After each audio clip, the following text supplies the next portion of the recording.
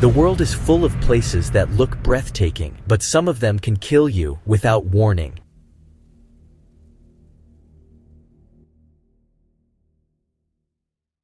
What is this force that compels us to stand at the edge of the abyss? Is it a search for thrills, a need to feel alive by brushing against our own mortality? Or is it something deeper, a primal urge to witness the raw power of the world we inhabit? This reveals a profound divide in the human experience of danger. There is the risk we choose, and the risk we are forced to endure. The same patch of earth can be a playground for one person and a prison for another. This journey will take us to the very brink, to explore the delicate dance between beauty and death.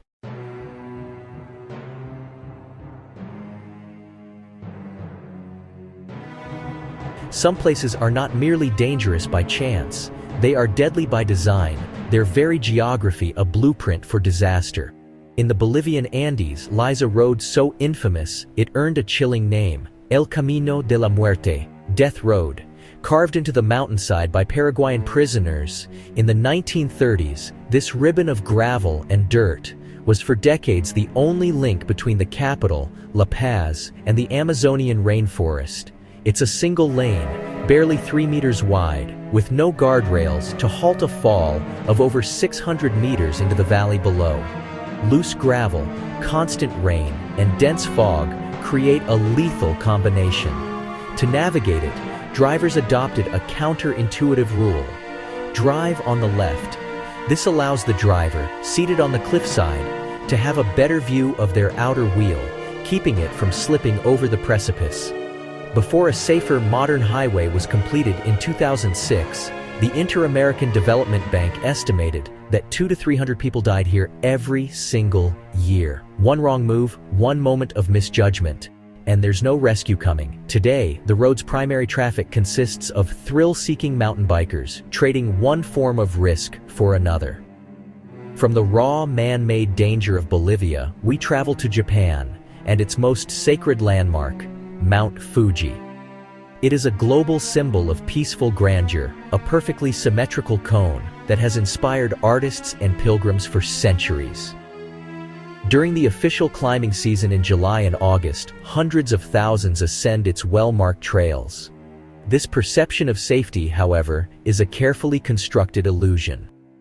Outside that brief, summer window, Fuji transforms.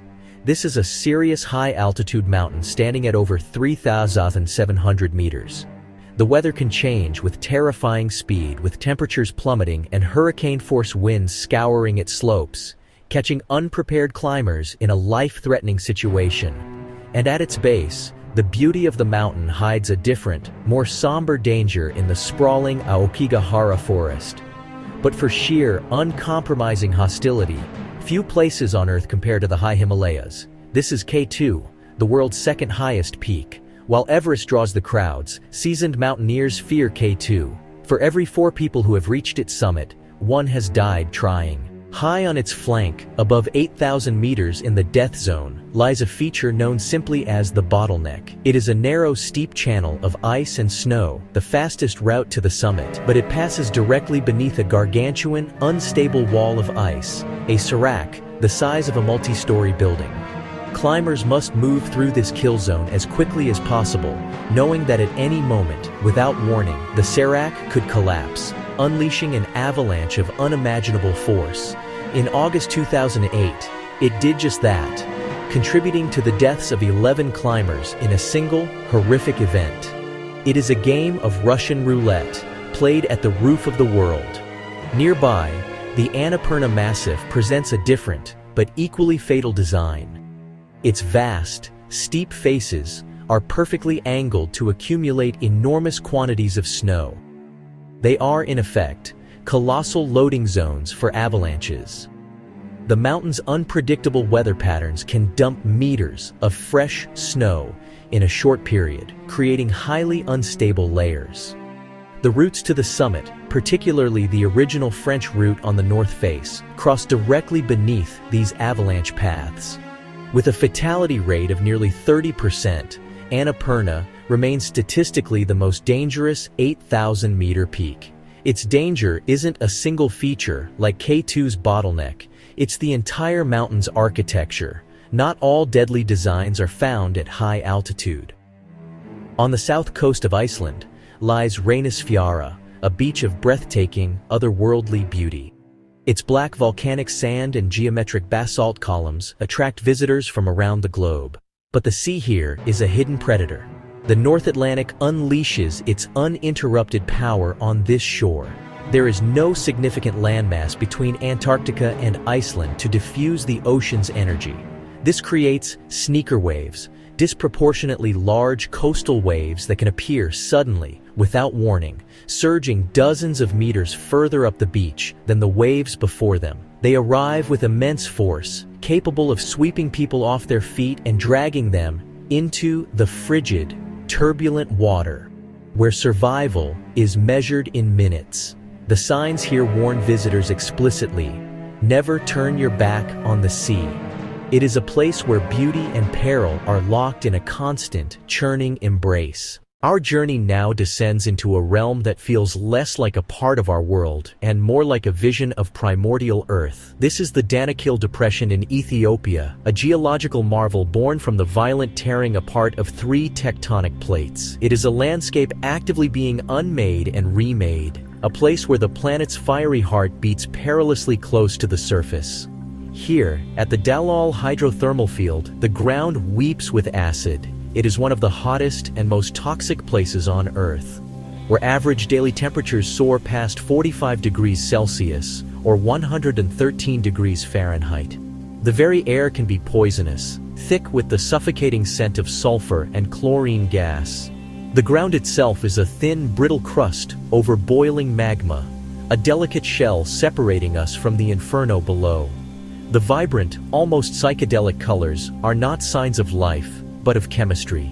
Yellows from sulfur, greens from copper salts, and reds from iron oxides, painting a landscape that is as deadly as it is beautiful. For years, scientists believed that nothing could survive in Dalal's hyper-acidic, super-salty, high-temperature pools. It was considered a sterile, lifeless environment, but recent discoveries have challenged that assumption. Deep within these toxic brines, researchers have found evidence of ultra-small microorganisms, extremophiles, pushing the absolute limits of what we thought life could endure. These are not just survivors, they are masters of an environment that would dissolve any other known organism. Their existence here redefines the very boundaries of life, offering a tantalizing glimpse into how life might arise on other, seemingly inhospitable planets. And yet, against this backdrop of geological and biological extremes, a human story unfolds. For centuries, the Afar people have traversed these salt flats, undertaking one of the most grueling journeys on the planet. They brave the crushing heat to mine salt by hand, cutting it from the earth in heavy slabs, just as their ancestors did. Life here exists on the very edge of what the human body can endure, a testament not just to resilience, but to a profound, generational connection to a land that gives as much as it takes. Further south, in Tanzania, lies another body of water that seems to belong to a different world. Lake Natron. Its unnaturally red waters are a warning. The lake is hypersaline and extremely alkaline, with a pH level comparable to ammonia. This caustic environment is created by sodium carbonate and other minerals that flow in from surrounding volcanoes. For most animals, a fall into these waters is a death sentence. The high concentration of sodium carbonate acts as a preservative, calcifying their bodies and turning them into eerie stone-like statues. It is a lake that appears to turn life to stone. From the scorched earth of Africa, we travel across the Atlantic. Off the coast of Brazil, another natural fortress exists, a place so dangerous that it has been sealed off from the world. From a distance, it is a jewel of the ocean, lush, green, and inviting. But this idyllic appearance hides a terrifying reality, one where nature is completely and utterly in control. Welcome to Ilha da Queimada Grande, or as it's better known, Snake Island. Access is strictly forbidden by the Brazilian government, and for good reason. The island is a closed ecosystem, a living laboratory of evolution that has taken a uniquely deadly turn. The Brazilian Navy patrols its waters, ensuring no unauthorized vessel gets close. Only a handful of vetted scientists are ever permitted to land, and only with extreme precautions. The island is infested with thousands of golden lancehead vipers, a species found nowhere else on Earth. It is estimated that there is at least one snake for every square meter. Trapped here thousands of years ago when sea levels rose, the snakes adapted. With no ground-level prey, they evolved to hunt the migratory birds that rest on the island. To ensure their meal didn't fly away after being bitten, their venom evolved to become incredibly fast-acting, up to 5 times more potent than that of their mainland relatives. It's a hemotoxin so powerful it can liquefy human flesh and cause death in under an hour. Here, the rules of survival are inverted. Humans are not at the top of the food chain. We are intruders, and we are prey. Every step is a risk, every branch a potential perch for a silent hunter. The very air seems to vibrate with unseen threats. On Snake Island, we are reminded of a fundamental truth. There are corners of this planet where we simply do not belong, places where nature has drawn a line that we cross at our own peril. From places nature forbids us, we now turn to places scarred by our own fallibility. These are not landscapes shaped by geology or climate, but by human hands, human ambition, and human error. They are the ghost towns and exclusion zones of the modern world. Places we poisoned, broke, or simply outgrew, and then abandoned. They stand as silent, sprawling monuments to our own destructive potential and to the slow, inexorable reclamation by nature. Each tells a unique story of departure, a different reason for why we left and can never truly go back. Some departures are violent, a sudden, catastrophic severing. The Chernobyl exclusion zone is a haunting memorial to such an event. On April 26, 1986, a flawed reactor design and inadequately trained personnel led to a steam explosion and fire, releasing a plume of radioactive material that drifted across Europe. In the aftermath, the city of Pripyat, built for the plant's workers and their families, was evacuated in a matter of hours. Residents were told to pack for 3 days. They would never return. This place didn't just lose people. It lost time, frozen at the exact moment of its demise. Today, in the absence of humans, wildlife has returned. Wolves, wild boar, and endangered Przewalski's horses roam the empty streets. But this flourishing is a paradox, built upon a poisoned foundation. The soil and water are saturated with radionuclides like cesium-137 and strontium-90, elements with half-lives of 30 years. While the forest reclaims the concrete, the invisible legacy of the disaster will persist for centuries, a reminder that even when nature appears to heal, the scars of our mistakes can run deeper than we can see, woven into the very fabric of the ecosystem. Other places are lost not to a sudden bang, but to a slow, inexorable burn. In Centralia, Pennsylvania, a fire was lit in 1962 to clean a landfill. Unbeknownst to the town, the landfill sat in an abandoned coal mine pit, igniting a rich anthracite seam that runs beneath the streets.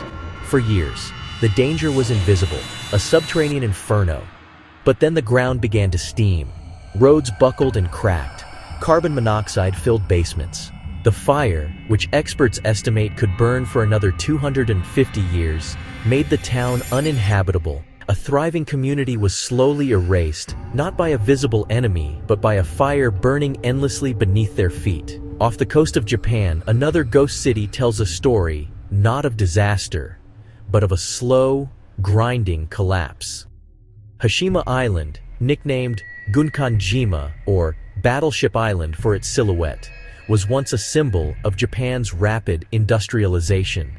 At its peak in 1959, this tiny rock was one of the most densely populated places on Earth, a bustling, self-contained city built to service the undersea coal mines below.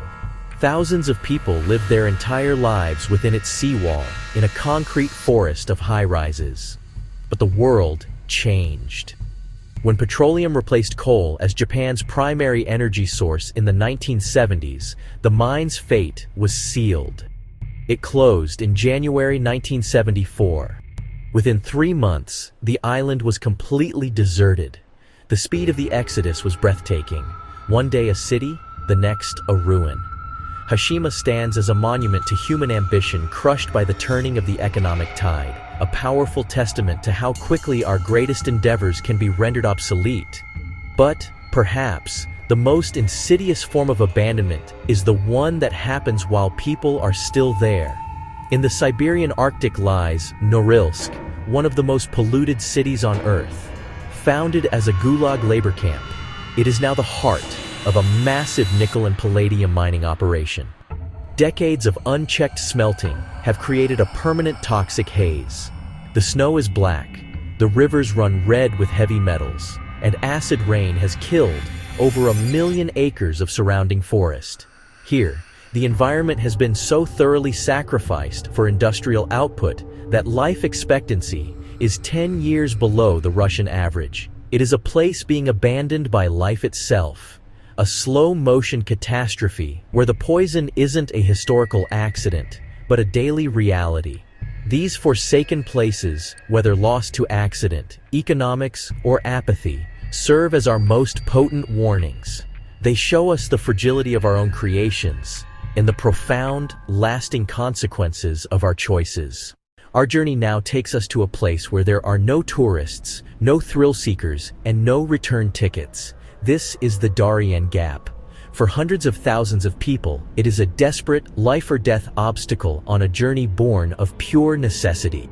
They are fleeing violence, political instability, and economic collapse. The greatest threat is not just the jungle, with its diseases and venomous snakes, but the lawless armed groups who prey on the vulnerable. No one risks this unless staying behind is worse. Why do some of us actively seek out the very dangers that others are forced to flee? Confronting danger provides a powerful neurochemical reward. The brain is flooded with adrenaline and dopamine, creating a state of heightened focus and euphoria. The fear, once overcome, is converted into confidence. It is a reset button for the soul, but there is a thin line between adventure and arrogance. Arrogance in the face of nature is a gamble that sooner or later you are likely to lose. True adventure requires not just courage, but also a profound sense of humility in the face of powers far greater than ourselves.